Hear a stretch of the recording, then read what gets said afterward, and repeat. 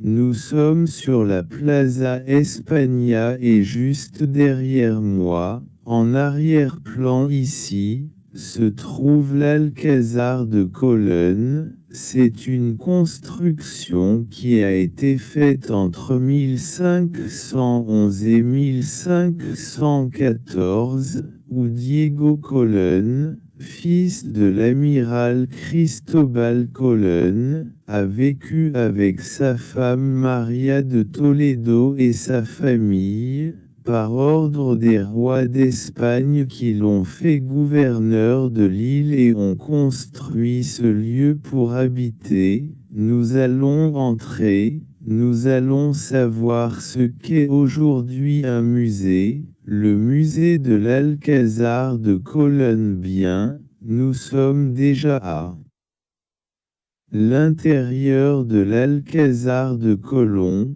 Nous allons commencer la visite, et lorsque vous achetez le billet, il livre immédiatement cet appareil, qui est un audio, qui est disponible dans différentes langues et que vous marquez vous-même lorsque vous êtes à un endroit spécifique. Vous marquez le numéro que vous trouverez sur le mur et il reproduira automatiquement ce que cela signifie, qui est cet objet, dans quelle partie de la forteresse nous sommes. Vous le trouverez dans cet audio, nous vont le donner. La forteresse de Céolón ou palais vice-royal de Do Diego Colón est située dans la zone coloniale de Santo Domingo, construit sur un site près des falaises qui regardent vers la rivière Ozama.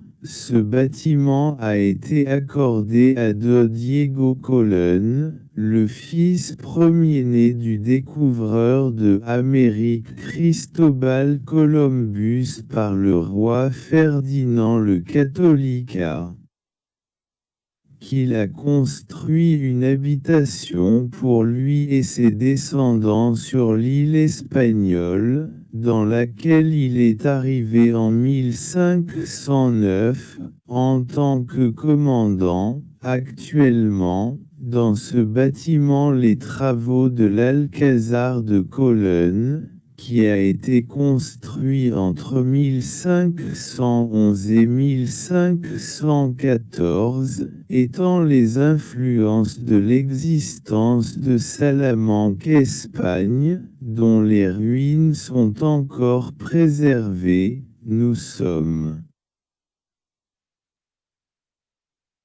maintenant au deuxième étage de cette maison, où nous avons un balcon qui offre une belle vue sur la rivière Ozama, la rivière principale de la ville de Saint-Domingue, là où les colonisateurs sont entrés dans leurs bateaux. Eh bien, c'est une belle vue. J'imagine qu'à ce moment-là, c'était beaucoup plus beau, quand il y avait totalement de la végétation, qu'il n'y avait pas d'autres bâtiments que ce côté de la ville. Regarde comme c'est beau, ça, regarde. Maintenant nous sommes dans la chambre de Maria de Toledo, la chambre de Maria de Toledo, comme ils l'entendent, et c'est impressionnant, le fait qu'à cette époque les époux ne dormaient pas ensemble. Diego Colón avait sa chambre à Sion et Maria de Toledo avait sa propre chambre,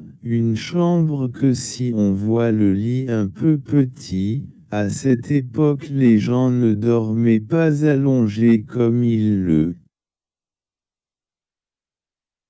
font maintenant, mais un peu fermés. Le nom de l'architecte qui a réalisé la construction de ce palais fortifié, principalement de style gothique Budéjar. La forteresse présente également quelques caractéristiques Renaissance, noté dans ses arches, ainsi que le style sabellin que l'on peut voir dans les huttes qui les ornent. Le bâtiment a été construit en maçonnerie de roches de corail. Le bâtiment comptait à l'origine 56 chambres, dont seulement 22 sont conservées. Nous avons déjà terminé cette visite de l'Alcazar de Cologne, cette construction immobilière,